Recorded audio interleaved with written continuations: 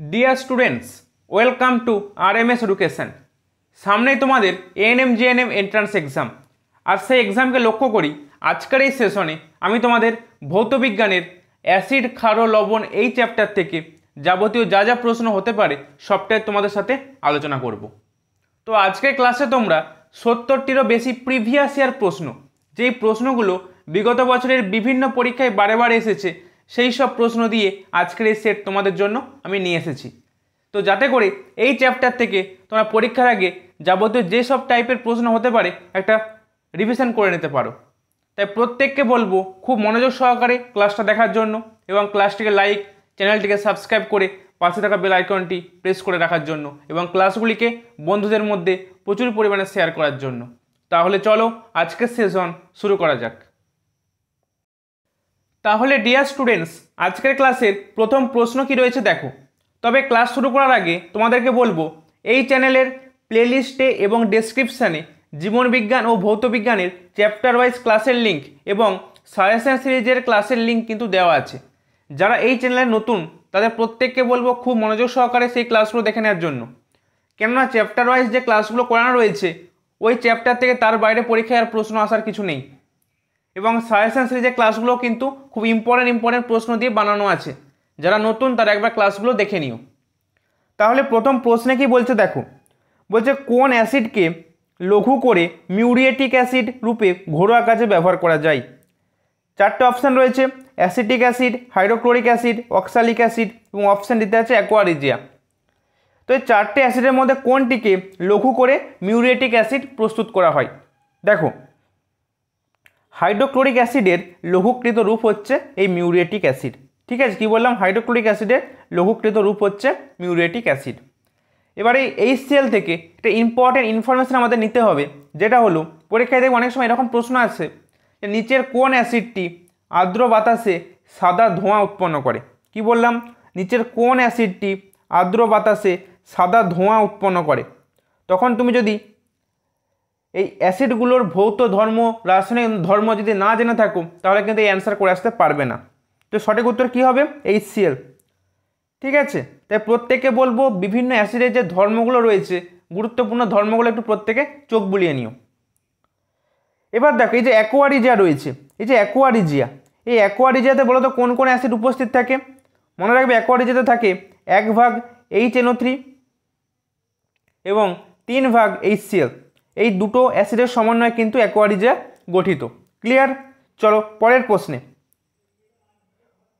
প্রশ্নে কি বলছে দেখো, বলছে নিম্নলিখিত কোন লবণের জলীয় দ্রবণের পিএইচের মান 7-এর কম। Sodium carbonate, sodium chloride, ammonium chloride, sodium bicarbonate. দেখো সঠিক উত্তর হবে অপশান সি, অ্যামোনিয়াম ক্লোরাইড। বাকি সবগুলোর পিএইচ কিন্তু 7-এর বেশি। ঠিক আছে, তাহলে দেখো এই যে পিএইচ, বিভিন্ন তরলের পিএইচ থেকে কিন্তু পরীক্ষায় প্রশ্ন আসে, এবং এই চ্যাপ্টারটা মানে এই টপিকটা, এই পিএইচের মান, এটা কিন্তু খুব ইম্পর্টেন্ট একটা টপিক। পরীক্ষায় কিন্তু প্রশ্ন দেয় এখান থেকে। তো দেখো আমি কিছু তোমাদের সাথে ডিসকাস করে নিচ্ছি। তো পিএইচ, আচ্ছা তোমরা বলো তো অ্যাসিড, এই অ্যাসিডের পিএইচ কত হবে? অ্যাসিডের পিএইচ কিন্তু সবসময় 7-এর কম হবে। 7-এর কম হওয়া মানে সেটা হচ্ছে অ্যাসিড। আর ক্ষারের পিএইচ বলো কি হবে? ক্ষারের পিএইচ কিন্তু সবসময় 7-এর বেশি হবে। ঠিক আছে, তাহলে যখন প্রশম দ্রবণ কখন বলবো আমরা? প্রশম হবে যখন 7-এর সমান হবে পিএইচের মানটা। ঠিক আছে, এবার দেখো আমরা কিছু ইম্পর্টেন্ট ইনফরমেশান আরও নেব, যেটা হচ্ছে মানুষের রক্তের পিএইচ কত। এই প্রশ্নটা কিন্তু অনেকবার পরীক্ষায় এসেছে, মানুষের রক্তের পিএইচ কত। মনে রাখবে 7.4 হচ্ছে মানুষের রক্তের পিএইচ। ঠিক আছে, এবার দেখো, এবার মনে রাখবে যেটা হলো যে বৃষ্টির জলের পিএইচ হচ্ছে, বৃষ্টির জলের পিএইচ হচ্ছে 5.6। ক্লিয়ার? এবার বিভিন্ন দেখো মানুষের লালারস, সেটা কিন্তু 6.3 থেকে 7.5-এর মধ্যে ভ্যারি করে মানুষের লালারস। ঠিক আছে, এরপর আরও প্রশ্ন রয়েছে, তখন আমরা আরও আলোচনা করব। চলো নেক্সট প্রশ্ন কি রয়েছে দেখে নিই। পরের প্রশ্নে কি বলছে দেখো, নিম্নলিখিত কোন যৌগটিকে কাঁচের পাত্রে রাখা যায় না। Nitric acid, hydrochloric acid, hydrogen fluoride এবং অপশান দিতে রয়েছে ব্রোমিক অ্যাসিড। দেখো কোনটা সঠিক উত্তর হবে? সঠিক উত্তর হয়ে যাবে option C, HF, hydrogen fluoride. ঠিক আছে, তো আমরা কি জানি? নর্মালি আমরা জানি কিন্তু অ্যাসিড থেকে কাঁচের পাত্রে কিন্তু সংরক্ষণ করে রাখা হয়, মানে কাঁচের পাত্রে রাখা হয় তাদেরকে। কিন্তু এই হাইড্রোজেন ফ্লুরাইড, ঠিক আছে, মানে এর যে জলীয় দ্রবণ হাইড্রোফ্লুরিক অ্যাসিড, একে কিন্তু কাঁচের পাত্রে রাখা হয় না, তো একে রাখা হয় কিন্তু এই প্লাস্টিকে সবসময়। ঠিক আছে, তো কি করে এই এইচএফটা কাঁচের সাথে বিক্রিয়া করে হেক্সাফ্লুরোসিলিকেট উৎপন্ন করে, যেটা কি করে, যেটা তোমার একটা খুব ইম্পর্টেন্ট প্রশ্ন এখানে আসে, যেটা হচ্ছে কাঁচের উপর নকশা কাটাতে সাহায্য করে, মানে ইচিং অফ গ্লাস, এই প্রসেসে কিন্তু এই এইচএফ কিন্তু সাহায্য করে। এটা অত্যন্ত ক্ষয়কারী একটা অ্যাসিড বলতে পারো। তো এখান থেকে একটা ইম্পর্টেন্ট প্রশ্ন পরীক্ষায় আসে যে কাঁচের উপর নকশা কাটাতে বা ইচিং অফ গ্লাস, ঠিক আছে, এই প্রসেসটাতে সাহায্য করে কিন্তু হাইড্রোজেন ফ্লুরাইড বা হাইড্রোফ্লুরিক অ্যাসিড। ক্লিয়ার? এই প্রশ্নটা তোমাদের জন্য আমি রেখেছি, অসুবিধা নেই, তখন আবার আলোচনা করব।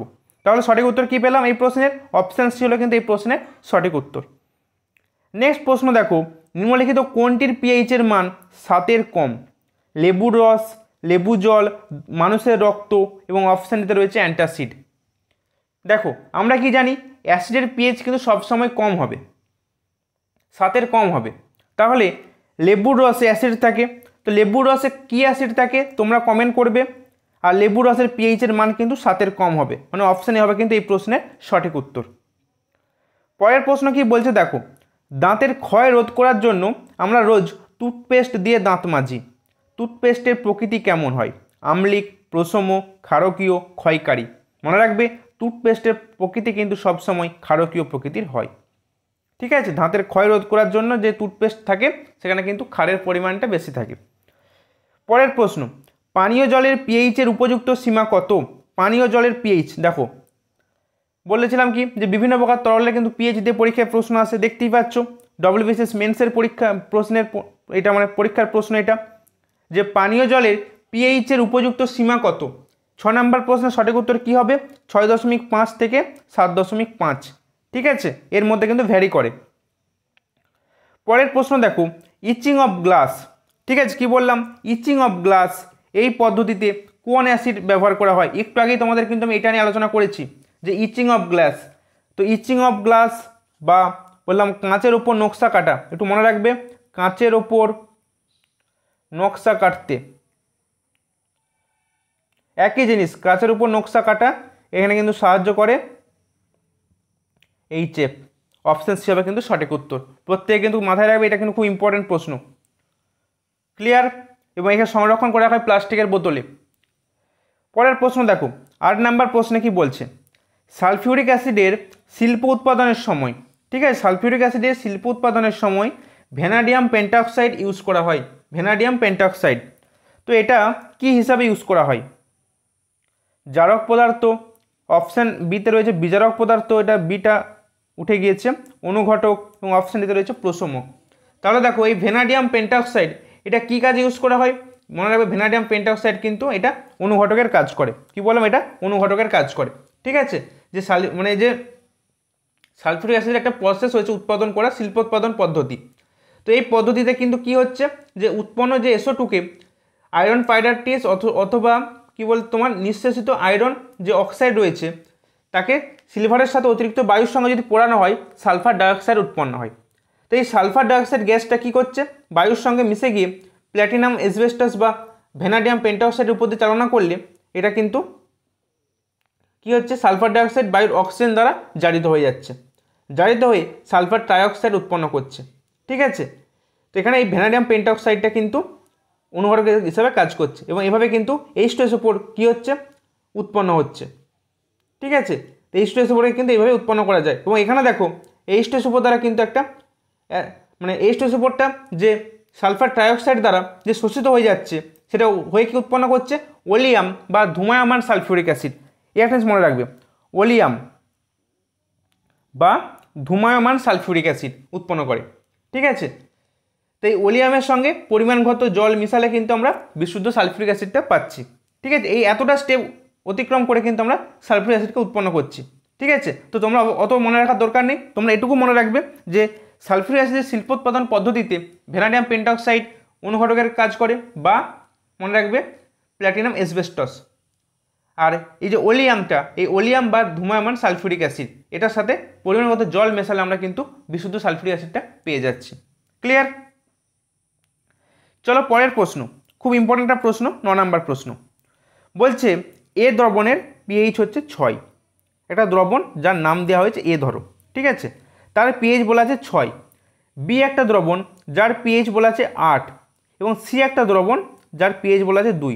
ধরো তিনটে এরকম যার আছে, তিনটে দ্রবণ আছে, এটা এ দ্রবণ, এটা বি দ্রবণ, এটা হচ্ছে সি দ্রবণ। এর পিএইচ বলা আছে 6, এর পিএইচ বলা আছে 8 এবং এর পিএইচ বলা আছে 2। তাহলে এবার বলেছে কোন দ্রবণের হাইড্রোজেন আয়নের ঘনত্ব সব থেকে বেশি হবে। দেখো তারপর পিএইচটা কী করছে, হাইড্রোজেন আয়নের ঘনত্বের পরিমাপ করছে পিএইচটা।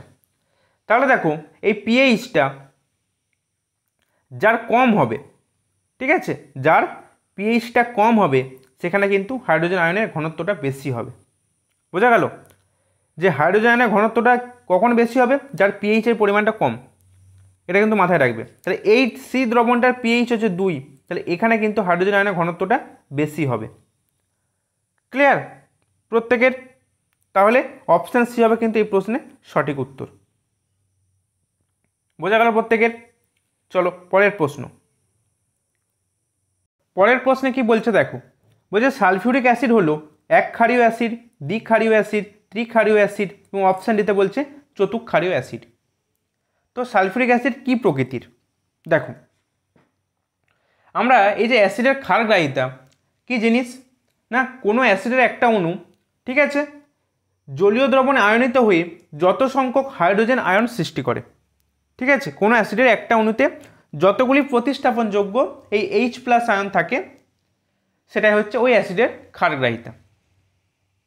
তাহলে দেখো H2SO4, তাই তো সালফিউরিক অ্যাসিড আমাদের প্রশ্নে চেয়েছে H2SO4, এটা জলীয় দ্রবণে আয়নিত হয়ে কি করছে, এটা আয়নিত হয়ে H+ 2H+ প্লাস SO4 2- উৎপন্ন করছে, ঠিক আছে। তাহলে দেখো আমি কি বলেছিলাম সংজ্ঞাটায়, যে যতগুলো হাইড্রোজেন আয়ন দেবে, কতগুলো হাইড্রোজেন আয়ন দিচ্ছে, দেখো দুটো কিন্তু হাইড্রোজেন আয়ন দিচ্ছে। তাহলে আমি বলতে পারি এই H2SO4 এর ক্ষারগ্রাহিতা কত, ক্ষারগ্রাহিতা হচ্ছে 2। তাহলে এর যখন ক্ষারগ্রাহিতা 2, তাহলে আমি বলতে পারি H2SO4 দ্বিক্ষারীয় অ্যাসিড। ক্লিয়ার? বোঝা গেল প্রত্যেকের যে এই অ্যাসিডটার একটা অণু জলীয় দ্রবণে আয়নিত হয়ে দুটো হাইড্রোজেন প্লাস আয়ন দিচ্ছে, দুটো হাইড্রোজেন প্লাস আয়ন দিচ্ছে বলে এটা দ্বিক্ষারীয় অ্যাসিড। ঠিক তেমনই দেখো আরেকটা এক্সাম্পল দিই, তাহলে তোমরা ভালো বুঝতে পারবে। Acetic acid CH3COOH acetic acid, ঠিক আছে। তো এটা জলীয় দ্রবণে আয়নিত হয়ে দেখবে ঠিক এরকমটা CH3COO প্লাস H+। তাহলে দেখো এই CH3COOH মানে অ্যাসিটিক অ্যাসিডের একটা অণু জলীয় দ্রবণে আয়নিত হয়ে একটা কিন্তু হাইড্রোজেন প্লাস আয়ন দিচ্ছে, তাই তো। তাহলে এবার তোমরা বলো এই অ্যাসিটিক অ্যাসিডের ক্ষারগ্রাহিতা কত হবে? ক্ষারগ্রাহিতা হয়ে যাবে 1। তা যে অ্যাসিডের ক্ষারগ্রাহিতা 1 সে অ্যাসিডটা কি হবে? একক্ষারীয় অ্যাসিড। ক্লিয়ার? যেমন ধরো HCl কি হচ্ছে H+ Cl-, তাহলে একটা H+ আয়ন দিচ্ছে, তাই এটাও কিন্তু এর ক্ষারগ্রাহিতা হচ্ছে 1 এবং এটাও কিন্তু একক্ষারীয় অ্যাসিড, ঠিক আছে। ঠিক তেমনই দেখো আরও রয়েছে একক্ষারীয় অ্যাসিড এক্সাম্পল, তোমাদেরকে আমি দিয়ে দিই, একটু প্রত্যেকের নোট করে নাও। একক্ষারীয় অ্যাসিড HCl HNO3, এটাও কিন্তু H+ NO3-, ঠিক আছে, জলীয় দ্রবণে আয়নিত হয়ে H+ দিচ্ছে এবং NO3- আয়ন দিচ্ছে, তাহলে H+ একটা পাচ্ছে, সেই জন্য HNO3ও কিন্তু একক্ষারীয় অ্যাসিড, ঠিক আছে। অ্যাসিটিক অ্যাসিড তো বললাম CH3COOH অ্যাসিটিক অ্যাসিড, ওইটা তো বললাম তোমাদের। এবার ধরো HCOOH, ঠিক আছে, HBr হাইড্রোব্রোমিক অ্যাসিড, ঠিক আছে, আর অ্যাসিটিক অ্যাসিড CH3COOH, এগুলো সব কিন্তু একক্ষারীয় অ্যাসিড, ঠিক আছে। কী কী পেলাম? HCl HNO3 HCOOH HBr CH3COOH, এগুলো গেল একক্ষারীয় অ্যাসিড। এবার দেখে নেবো আমরা দ্বিক্ষারীয় অ্যাসিডের এক্সাম্পল। H2SO4 তো পেলাম আমরা প্রত্যেকেই একটু আগেই H2SO4, এছাড়া কি হতে পারে H2CO3, ঠিক আছে, H3PO3, H3PO3, H3PO3, ঠিক আছে। এছাড়া তোমার হতে পারে H2SO3, ঠিক আছে, এগুলো কিন্তু সব দ্বিক্ষারীয় অ্যাসিড, ক্লিয়ার। এছাড়া তোমার দেখো, হ্যাঁ, এগুলো সব কিন্তু দ্বিক্ষারীয় অ্যাসিড। এবার দেখে নেবো আমরা ত্রিক্ষারীয় অ্যাসিড। ত্রিক্ষারীয় অ্যাসিড হচ্ছে H3PO4, ঠিক আছে, এটা হচ্ছে ত্রিক্ষারীয় অ্যাসিড, ক্লিয়ার। তাহলে এই যে এক্সাম্পলগুলো বললাম প্রত্যেকে কিন্তু ভালো করে দেখে নিও, ঠিক আছে। চলো পরের প্রশ্নে। বলছে নিম্নলিখিত কোন তথ্যটি সঠিক? ধাতব অক্সাইডগুলি সাধারণত ক্ষারীয় হয়, অধাতব অক্সাইডগুলি সাধারণত আম্লিক হয়, অধাতব মৌলগুলি সাধারণত তড়িৎ ধনাত্মক হয়। তাহলে সঠিক উত্তর কোনটা হবে? দেখো, সঠিক উত্তর হয়ে যাবে অপশান এ, ঠিক আছে। কি বললাম? সঠিক উত্তর হয়ে যাবে অপশান এ, যে ধাতব অক্সাইডগুলো সবসময় কিন্তু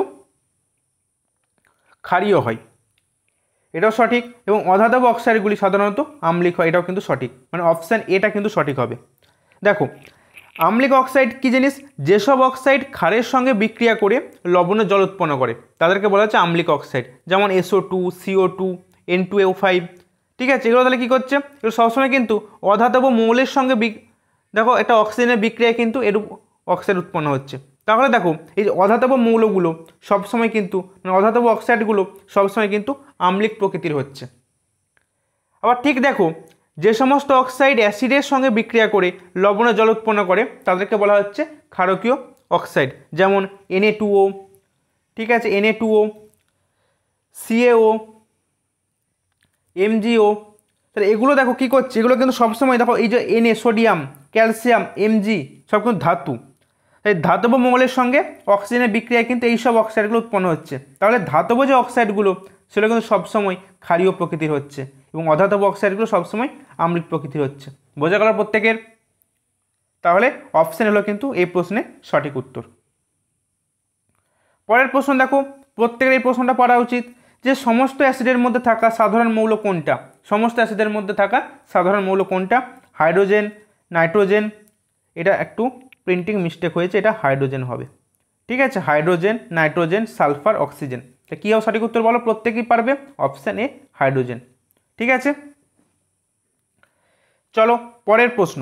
ওয়াশিং সোডা এর জলীয় দ্রবণ আম্লিক প্রকৃতির, না প্রশম প্রকৃতির, না ব্লিচিং, না ক্ষারীয় প্রকৃতির? কোনটা হবে বলো? ওয়াশিং পাউডার, এই ওয়াশিং সোডা, ঠিক আছে। 13 নম্বর প্রশ্ন, সঠিক উত্তর হয়ে যাবে অপশান ডি ক্ষারীয়। এবার তোমরা আমাকে এই ওয়াশিং সোডার রাসায়নিক সংকেত কি কমেন্ট করবে, ঠিক আছে, প্রত্যেকে কিন্তু কমেন্ট করবে।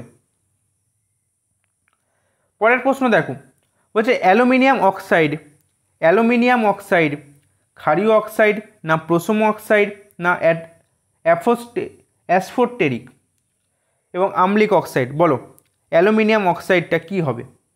14 নম্বর প্রশ্ন, অ্যালুমিনিয়াম অক্সাইড সঠিক উত্তর কি হবে? এটা একটু প্রিন্টিং মিস্টেক হয়েছে, এটা যতদূর সম্ভব হবে উভধর্মী অক্সাইড, ঠিক আছে। মানে মনে রাখবে এই অ্যালুমিনিয়াম অক্সাইড কিন্তু উভধর্মী অক্সাইড,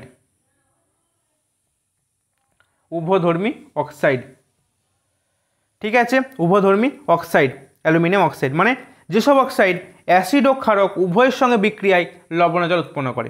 আমরা কি দেখেছিলাম যে আম্লিক অক্সাইডগুলো ক্ষারের সঙ্গে বিক্রিয়া করে লবণের জল উৎপন্ন করছিল এবং ক্ষারকীয় অক্সাইডগুলো অ্যাসিডের সঙ্গে বিক্রিয়া করে লবণের জল উৎপন্ন করছিল। কিন্তু উভধর্মী অক্সাইড সে ক্ষারকের সাথেও বিক্রিয়া করছে এবং অ্যাসিডের সাথেও বিক্রিয়া করছে, বিক্রিয়া করে কিন্তু উভয়ের সাথে বিক্রিয়া করে সে লবণের জল উৎপন্ন করছে, ঠিক আছে, যেমন হচ্ছে অ্যালুমিনিয়াম অক্সাইড। এছাড়া মনে রাখবে ZnO, ঠিক আছে। চলো পরের প্রশ্ন বলছে যে 25 ডিগ্রি সেন্টিগ্রেড উষ্ণতায় জলের পিএইচ হচ্ছে 7, এরপর জলকে যদি 100 ডিগ্রি সেন্টিগ্রেড পর্যন্ত উত্তপ্ত করা হয় তাহলে জলের পিএইচ কত? দেখো পিএইচগুলো কিন্তু বের করা যায়, 25 ডিগ্রি সেন্টিগ্রেড উষ্ণতায় জলের পিএইচ কত হয় বের করা যায়। তোমাকে এখানে বলে দিয়েছে 25 ডিগ্রি সেন্টিগ্রেড উষ্ণতায় জলের পিএইচ হচ্ছে 7। তোমরা মনে রাখবে এই 100 ডিগ্রি সেন্টিগ্রেড উষ্ণতায়, ঠিক আছে, জলের পিএইচ হয় 6.12, ঠিক আছে। কীভাবে বের হচ্ছে সেটা তোমাদের এখন দেখার দরকার নেই, শুধু এটুকু মনে রাখবে যে 100 ডিগ্রি সেন্টিগ্রেড উষ্ণতায় জলের পিএইচ হয় 6.12। তাহলে দেখো 25 ডিগ্রিতে পিএইচ ছিল 7, 100 ডিগ্রিতে হলো পিএইচ 6.12, মানে কি হলো, কমলো, মানে অপশান বি হবে সঠিক উত্তর। ক্লিয়ার? চলো পরের প্রশ্ন। অনেক সময় কৃষি জমিতে ডলোমাইট পাউডার ছড়ানো হয়, এর কারণটা কি? মাটির পিএইচকে বৃদ্ধি করার জন্য, মাটির পিএইচকে কমানোর জন্য, মাটিতে ফসফরাসের পরিমাণ বাড়ানোর জন্য, মাটিতে নাইট্রোজেনের পরিমাণ বাড়ানোর জন্য। দেখো, এই ডলোমাইট পাউডার এটা হচ্ছে ক্যালসিয়াম ম্যাগনেসিয়াম কার্বনেট দ্বারা গঠিত একটা খনিজ, ঠিক আছে? এটাকে আবার ডোলোস্টোনও বলা হয়। তো এটা কি করে, এটা মাটির যে তীব্র আম্লিকতাটা, সে আম্লিকতাটাকে বিনাশ করে। তাহলে আম্লিকতাকে বিনাশ করা মানে কি, সে কী করছে, মাটির পিএইচটাকে বাড়াচ্ছে। আম্লিকতাটাকে বিনাশ করছে মানে কি, সে মাটির তো পিএইচটাকে বাড়াচ্ছে আলটিমেটলি। তো তাহলে কি হবে, অপশানই হবে কিন্তু সঠিক উত্তর।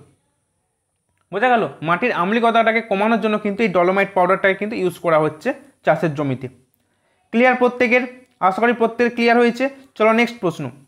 গাড়ির ব্যাটারিতে ব্যবহৃত নিম্নলিখিত কোন অ্যাসিড ব্যাটারি অ্যাসিড নামে পরিচিত? এটা প্রত্যেকেই আশা করি পারবে। চারটে অপশনের মধ্যে কোনটা হবে বলো? Sulphuric acid, hydrochloric acid, carbonic acid, phosphoric acid. সঠিক উত্তর হয়ে যাবে অপশান এ, সালফিউরিক অ্যাসিড। তাই তো? চলো নেক্সট প্রশ্ন। অ্যাকোয়ারিজিয়া, একটু আগে তোমাদের বলেছি অ্যাকোয়ারিজিয়া বা অম্লরাজ কার মিশ্রণ? অ্যাকোয়ারিজিয়া বা অম্লরাজ কার মিশ্রণ? কী কী থাকে বলেছিলাম? এক ভাগ থাকছে কি HCl না HNO3? এক ভাগ থাকছে HNO3, আর 3 ভাগ থাকছে HCl, তাই তো? তাহলে দেখে নেবে, অপশান চেক করো কী হবে সঠিক উত্তর। দেখো অপশান বি, দেখো 3 ভাগ HCl আছে আর 1 ভাগ HNO3 আছে, তাহলে অপশান বি হচ্ছে সঠিক উত্তর। অ্যাকোয়ারিজিয়া বা এর আরেকটা নাম রয়েছে অম্লরাজ।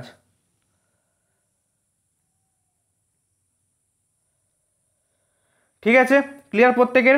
চলো নেক্সট প্রশ্নে। পরের প্রশ্নে কি বলছে দেখো, কোনো ধাতু ও লঘু অ্যাসিডের মধ্যে বিক্রিয়া হলে কোন গ্যাস উৎপন্ন হয়? মনে রাখবে, হাইড্রোজেন গ্যাস উৎপন্ন হয়। পরের প্রশ্ন, পিএইচের মান কত হলে দাঁতের ক্ষয় শুরু হয়? পিএইচের মান কত হলে দাঁতের ক্ষয় শুরু হয়? 20 নম্বর প্রশ্ন। সঠিক উত্তর কী হবে বলো? অপশান ডি, মানে আম্লিক হলে কিন্তু পিএইচের মানটা যদি 7 কমে যায় তাহলে কিন্তু দাঁতের ক্ষয় হওয়া শুরু হয়। পরের প্রশ্ন বলছে অ্যাসিড ও ক্ষারের মধ্যে হওয়া বিক্রিয়ার নাম কি? প্রশমন বিক্রিয়া, অ্যাসিডিফিকেশন, সাবলিমেশন, বাষ্পীভবন। মনে রাখবে অ্যাসিড ও ক্ষারের মধ্যে বিক্রিয়া হয় কিন্তু প্রশমন বিক্রিয়া। 21-এর এ হবে সঠিক উত্তর। পরের প্রশ্ন, সাধারণত লেবুর রসের পিএইচের মান কত হবে? সাধারণত কত হবে? 7 কম হবে, কারণ অ্যাসিডিক হবে, তাহলে 22-এর এ হবে সঠিক উত্তর। পরের প্রশ্ন বলছে কোপার সালফেটের জলীয় দ্রবণ আম্লিক হয় কারণ এক্ষেত্রে লবণটির কি হচ্ছে? Dialysis, electrolysis, hydrolysis, photolysis. 23 নম্বর প্রশ্ন। সঠিক উত্তর হবে হাইড্রোলাইসিস। বলছে একাধিকবার পাতিত জলের পিএইচের মান কত? মনে রাখবে পাতিত জলের পিএইচের মান প্রায় 7-এর সমান হয়, ঠিক আছে? প্রায় 7-এর সমান হয়, ঠিক আছে? পাতিত জল, ঠিক আছে, মানে কি, যে তোমার একটা ফুটানো জল, মানে এই জল সহজে কিন্তু CO2 এর সংস্পর্শে চলে আসতে পারে, ঠিক আছে? তো এই জলের পিএইচ কিন্তু সবসময় মানে প্রায় কিন্তু 7-এর সমান হয়। পরের প্রশ্ন, পাকা কলাতে কোন অ্যাসিড থাকে? Hydrochloric acid, malic acid, formic acid, sulphuric acid. বলো 25 নম্বর প্রশ্ন। সঠিক উত্তর কী হবে? Option B, malic acid. পরের প্রশ্ন বলছে বাণিজ্যিক নাইট্রিক অ্যাসিডের বিশেষ রং হওয়ার কারণ হলো এর মধ্যে কি দ্রবীভূত থাকে? ঠিক আছে, 26 নম্বর প্রশ্ন। বাণিজ্যিক নাইট্রিক অ্যাসিডের, ঠিক আছে, বাণিজ্যিক যে নাইট্রিক অ্যাসিডের যে রংটা আলাদা হওয়ার জন্য কি দ্রবীভূত থাকে? কি দ্রবীভূত থাকার জন্য রংটা আলাদা হয়? কী হয় বলো 26 নম্বর প্রশ্ন?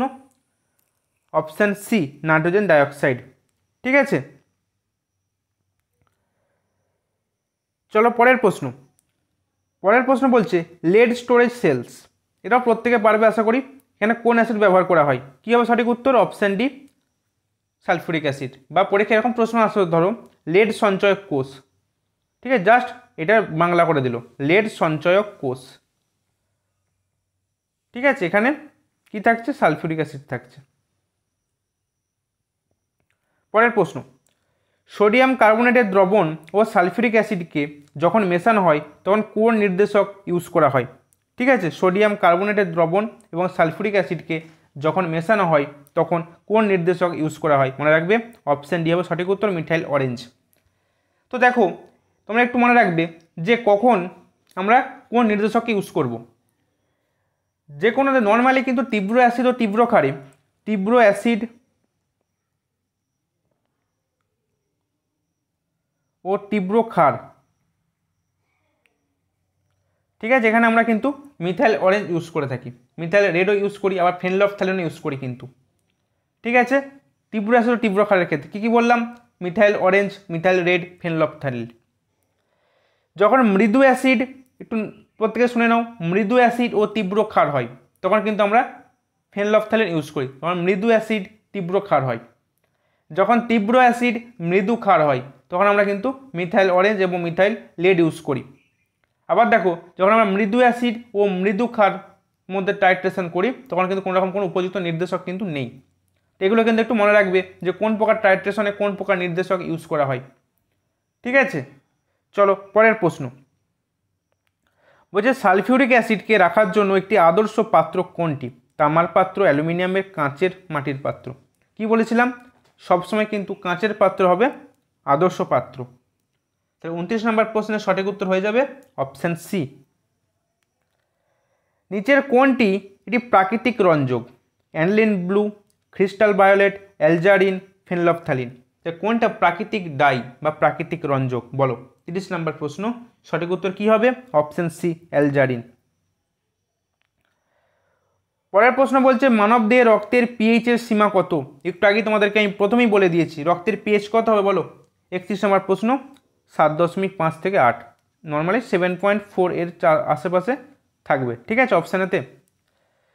পরের প্রশ্ন বলছে কার উপস্থিতির জন্য দইয়ের স্বাদ টক হয়? প্রত্যেকেই পারবে, কী হবে সঠিক উত্তর? অপশান বি, ল্যাকটিক অ্যাসিড, তাই তো। তো বিভিন্ন এই যে টার্টারিক অ্যাসিড কোথায় থাকে, অ্যাসিটিক অ্যাসিড কোথায় থাকে, অক্সালিক অ্যাসিড কোথায় থাকে, এগুলো কিন্তু এদের উৎসগুলো একটু জেনে নেবে প্রত্যেকে, ঠিক আছে। পিঁপড়ের হুলে কোন অ্যাসিড থাকে, বলতাতে, এদের একটু দেখে নেবে, কারণ এগুলো দিয়ে কিন্তু পরীক্ষায় একটা প্রশ্ন চলে আসবে। পরের প্রশ্ন বলছে নিম্নলিখিতগুলির মধ্যে কোনটি নোবেল ধাতু সমূহকে দ্রবীভূত করার কাজে ব্যবহার করা হয়? দেখো, nitric acid, hydrochloric acid, aqua regia, sulphuric acid. Nobel ধাতু সমূহকে দ্রবীভূত করার কাজে ব্যবহৃত হয় অ্যাকোয়ারিজিয়া। তো নোবেল ধাতু কী কী রয়েছে মনে রাখবে? সিলভার, গোল্ড, প্ল্যাটিনাম, ঠিক আছে, ইরিডিয়াম, প্যালাডিয়াম, এগুলো সব কিন্তু নোবেল ধাতু। তো এই সব ধাতুকে কিন্তু দ্রবীভূত করতে আমাদের অ্যাকোয়ারিজিয়া বা অম্লরাজ ইউজ করা হয়। ক্লিয়ার? চলো পরের প্রশ্ন, লিটমাস। লিটমাস কোথা থেকে পাওয়া যায়? ব্যাকটেরিয়া, ছত্রাক, শৈবাল, লাইকেন। কী হবে সঠিক উত্তর? Option D, lichen. এবার এই লাইকেন কিসের সমন্বয়ে গঠিত বলো? আমি তোমাদের অনেকবার করিয়েছি এই প্রশ্নটা, শৈবাল ও ছত্রাক, এদের মিথজীবিতার ফলে এই লাইকেন উৎপন্ন হয়, ঠিক আছে। আর লাইকেনটা আবার বায়ু দূষণ ইন্ডিকেটর হিসেবে কাজ করে। এই প্রশ্নটাও কিন্তু পরীক্ষায় আসে, বায়ু দূষণ ইন্ডিকেটর, ঠিক আছে। চলো পরের প্রশ্ন, সোনা কিসে দ্রবীভূত হয়? একটু আগেই বললাম, কি হবে সঠিক উত্তর? Option C, aqua regia. পরের প্রশ্ন দেখো, বলছে বেকিং সোডার মধ্যে ফোঁটা ফোঁটা লেবুর রস ফেললে কোন গ্যাসের বুদবুদ সৃষ্টি হবে? দেখো, বেকিং সোডা, তাই তো, মানে NaHCO3, একটু আমার স্পেস লাগবে, আচ্ছা আমি দেখছি এখানের মধ্যে চেষ্টা করছি, NaHCO3, ঠিক আছে, বেকিং সোডা। এর সাথে সাইট্রিক অ্যাসিড, সাইট্রিক অ্যাসিডের সংকেত কি বলো? C6H8O7। এটা উৎপন্ন করছে কি? উৎপন্ন করছে Na3CH5O7 প্লাস উৎপন্ন করছে H2CO3 কার্বনিক অ্যাসিড। তো এই কার্বনিক অ্যাসিডটা H2CO3টা আবার কি দিচ্ছে? H2O plus carbon dioxide gas. তাহলে বেকিং সোডার মধ্যে যদি ফোঁটা ফোঁটা করে লেবুর রস দেওয়া হয় তাহলে কি হবে? কার্বন ডাইঅক্সাইডের বুদবুদ তৈরি হবে, কেননা লেবুর রসে কী থাকে? সাইট্রিক অ্যাসিড থাকে, তাই সাইট্রিক অ্যাসিডকে যোগ করেছি বেকিং সোডার সাথে, ঠিক আছে। NaHCO3 বেকিং সোডার সাথে সালফ্রিক অ্যাসিড সাইট্রিক অ্যাসিড যোগ করেছি, তো আমরা কার্বনিক অ্যাসিড পেয়েছি। এই কার্বনিক অ্যাসিডটা ভেঙে গিয়ে কার্বন ডাইঅক্সাইড গ্যাস দিচ্ছে। ক্লিয়ার প্রত্যেকের? তাহলে কি হলো সঠিক উত্তর? Option B. পরের প্রশ্ন দেখো, বলছে অ্যাসিডকে সবসময় যে ধরনের পাত্রে রাখা যায় সেটা কি? প্লাস্টিক, কাঁচ, ধাতব, মাটি। সঠিক উত্তর কাঁচ। 43 নম্বর প্রশ্ন কি বলছে দেখো, নিম্নলিখিতগুলির মধ্যে কোনটি ভারতের ইস্পাত শিল্প দ্বারা নির্গত দূষণকারী পদার্থ? ঠিক আছে, ইস্পাত শিল্প থেকে নিচে এই দূষণকারী পদার্থগুলোর মধ্যে কোনটা নির্গত হয় বলো। 43 নম্বর প্রশ্ন, সঠিক উত্তর হয়ে যাবে অপশান ডি। ঠিক আছে, এই চারটেই কিন্তু ইস্পাত শিল্প থেকে নির্গত হয়, sulphur oxide, nitrogen oxide, carbon monoxide এবং কার্বন ডাইঅক্সাইড। ঠিক আছে, অপশান ডি হবে সঠিক উত্তর। ক্লিয়ার? চলো নেক্সট প্রশ্নে। পরের প্রশ্নে বলছে অ্যাসিড বৃষ্টির কারণ কি? বাতাসে কার্বন ডাইঅক্সাইডের উপস্থিতি, বাতাসে কার্বন মনোক্সাইড ও কার্বন ডাইঅক্সাইডের উপস্থিতি, বাতাসে ওজনের উপস্থিতি, বাতাসে CO2 ও CO3 এর উপস্থিতি। সঠিক উত্তর কী হবে বলো? 13 নম্বর প্রশ্ন, অপশান এ, বাতাসে কার্বন ডাইঅক্সাইড উপস্থিতির জন্য। ঠিক আছে, চলো পরের প্রশ্ন। নর্মাল স্যালাইন, ঠিক আছে, নর্মাল স্যালাইনে সোডিয়াম ক্লোরাইডের জলীয় দ্রবণের মাত্রা কত? মনে রাখবে 0.84%। ঠিক আছে, নর্মাল স্যালাইনে সোডিয়াম ক্লোরাইডের জলীয় দ্রবণের মাত্রা হচ্ছে 0.84%। নেক্সট প্রশ্ন দেখো, একটু আগে তোমাদের করেছি, কী হবে বলো? কাঁচের সঙ্গে বিক্রিয়া করে বলে যে পদার্থটিকে কাঁচের পাত্রে রাখা যায় না সেটি হলো HF। বলছে বাড়িতে ব্যবহৃত মিউরেটিক অ্যাসিড নিম্নলিখিত কোন দ্রব্য থেকে লঘুকৃত? প্রথমেই করিয়েছি, কী হবে সঠিক উত্তর? মিউরেটিক অ্যাসিড কোন অ্যাসিডের লঘুকৃত অবস্থা? Hydrochloric acid. অপশান বি হবে সঠিক উত্তর। পরের প্রশ্ন বলছে ফসলের অবশিষ্টাংশ ও বায়োমাসকে পোড়ানো হলে নিচের কোনটা নির্গত হয়? ফসলের অবশিষ্টাংশ ও বায়োমাসকে পোড়ানো হলে নিচের কোনটি নিঃসৃত হয়? কী হবে বলো? Option D, carbon monoxide, methane, ozone ও সালফার ডাইঅক্সাইড।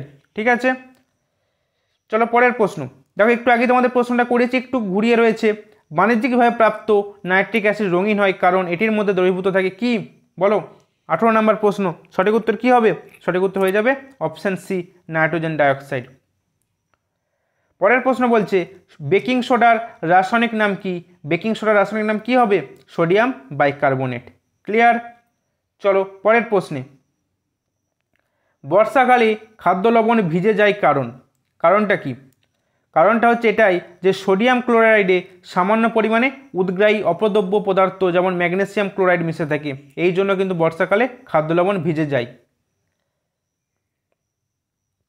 নেক্সট প্রশ্ন বলছে সাধারণ লবণকে আয়োডাইজ করতে কি ব্যবহার করা হয়? সাধারণ লবণকে আয়োডাইজ করতে কি ব্যবহার করা হয়?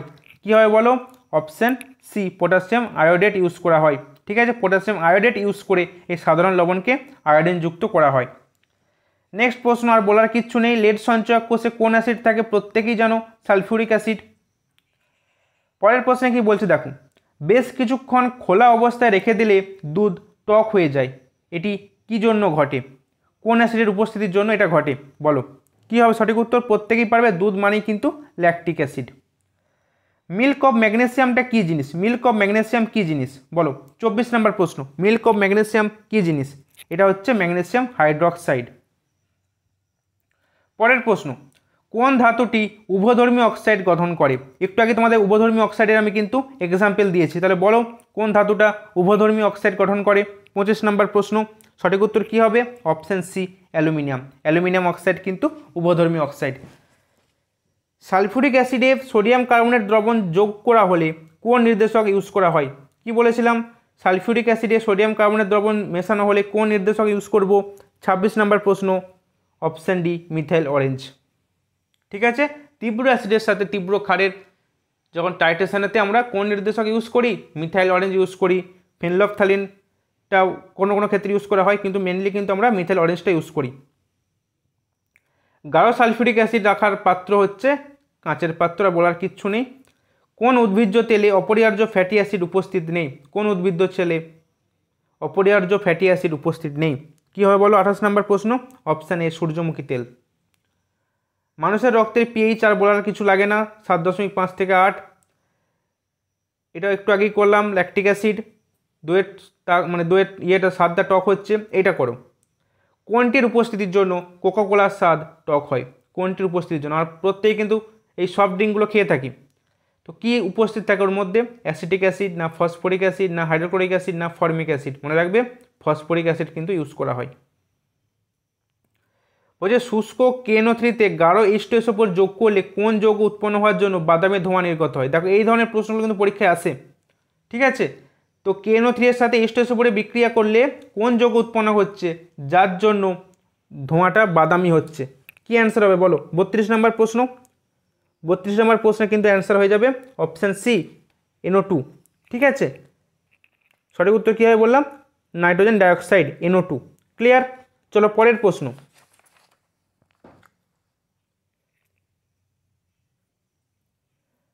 কোনটি ফটোগ্রাফিতে ইউজ করা হচ্ছে? ফটোগ্রাফিতে কোনটা ইউজ করা হচ্ছে? প্রত্যেকেই পারবে এটা, বলো কি হবে? সিলভার ব্রোমাইড, এটা কিন্তু ফটোগ্রাফিতে ইউজ করা হয়। কোন অ্যাসিড ব্যাটারিতে ব্যবহৃত হয়? Sulphuric acid, option C. নিচের কোনটি বর ধাতুকে দ্রবীভূত করতে পারে? তো বর ধাতু কী কী বলো? বর ধাতু প্ল্যাটিনাম, ইরিডিয়াম, প্যালাডিয়াম, এগুলোকে দ্রবীভূত করতে পারে অ্যাকোয়া রিজিয়া বা অম্লরাজ। ক্লিয়ার? পরের প্রশ্ন। সাধারণ লবণের রাসায়নিক নাম কোনটি? Sodium chloride, sodium nitrate, ammonium chloride, calcium chloride. প্রত্যেকেই জানো সোডিয়াম ক্লোরাইড। লাফিং গ্যাস এর রাসায়নিক নাম কি বলো? লাফিং গ্যাসের রাসায়নিক নাম অপশান ডি, নাইট্রাস অক্সাইড।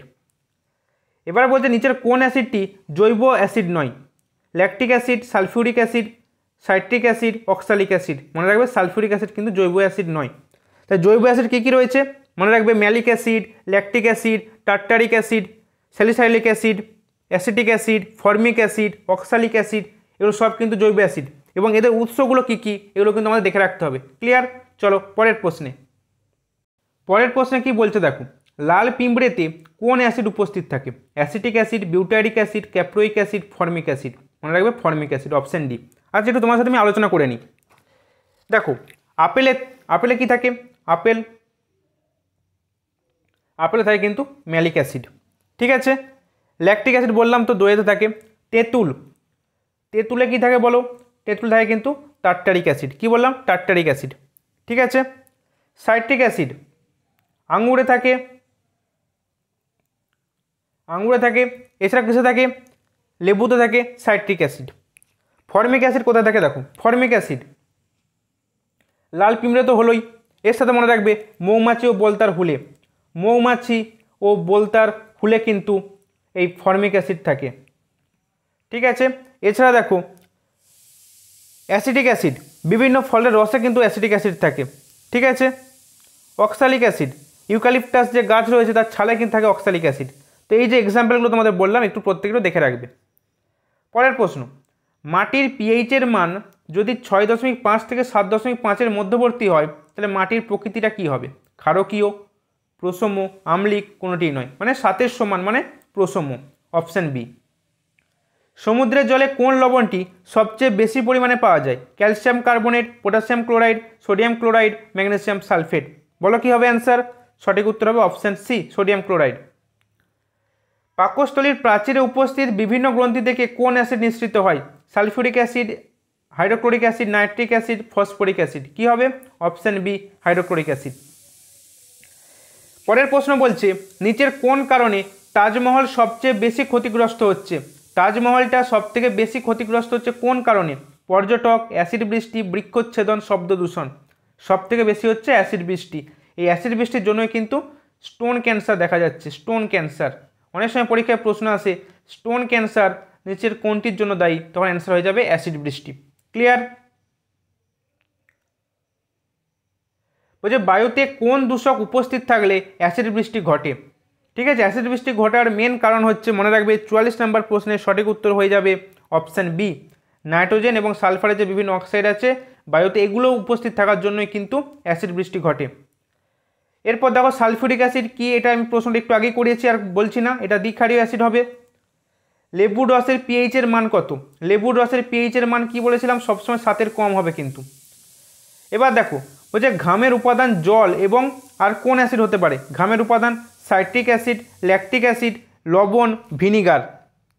ঠিক আছে, তো কি হবে বলো?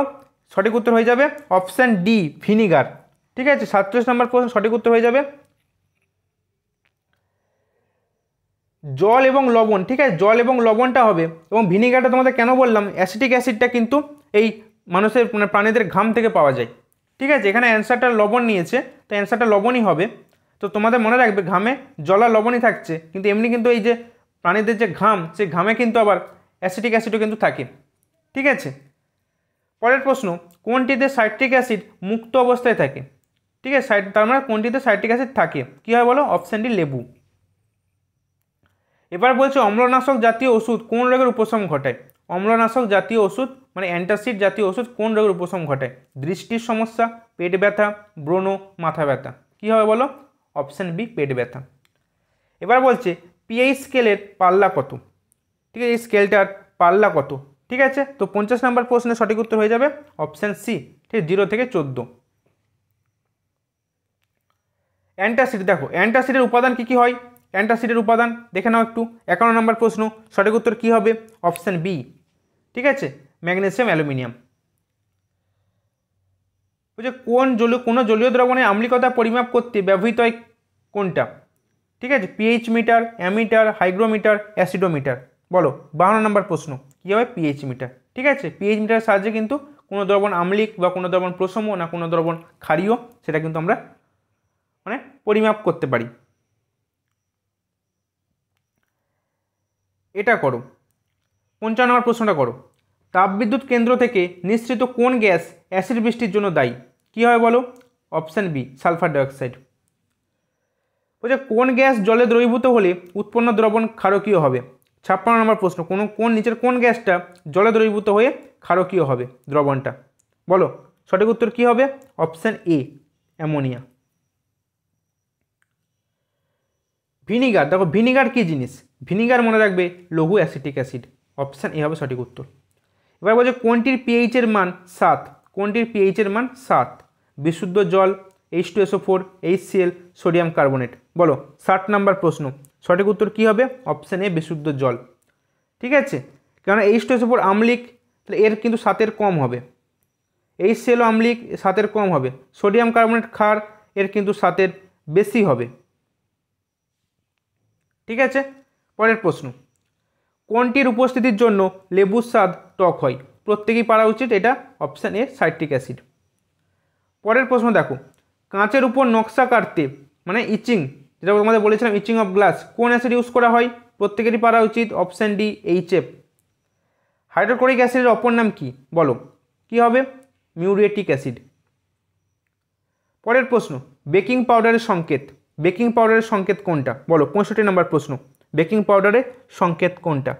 সঠিক উত্তর কি হবে? অপশান এ সোডিয়াম বাইকার্বনেট, তাই তো NaHCO3।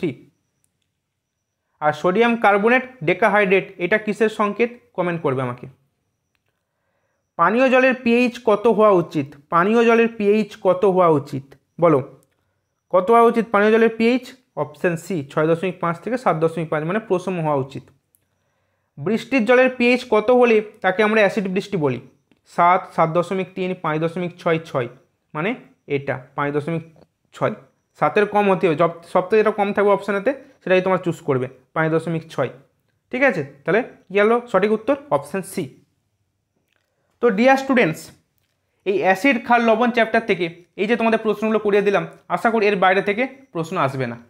প্রতিটা প্রশ্নই কিন্তু প্রিভিয়াস ইয়ারে আমাদের রাজ্যের এবং সেন্ট্রালের তোমরা নিশ্চয়ই প্রত্যেকে দেখতে পেয়েছো প্রতিটা প্রশ্ন কোন কোন পরীক্ষায় এসেছে। তো সেই সব জায়গা থেকে কিন্তু প্রতিটা প্রশ্নকে তুলে নিয়ে আসা হয়েছে তোমাদের জন্য, যাতে করে এই চ্যাপ্টার থেকে কী টাইপের প্রশ্ন আসে তোমাদের বুঝতে সুবিধা হয়। তো আশা করি এটা খুব সুন্দর রিভিশন কিন্তু তোমাদের এই ক্লাসের মাধ্যমে হয়ে গেল। তাহলে ডিয়ার স্টুডেন্টস, আজকের এই সেশন যদি তোমাদের জন্য হেল্পফুল বলে মনে হয়, চ্যানেলটিকে লাইক, শেয়ার এবং সাবস্ক্রাইব করতে ভুলো না। প্রত্যেকেই ভালো থেকো, সুস্থ থেকো, ভালো করে পড়াশোনা করো। বাই।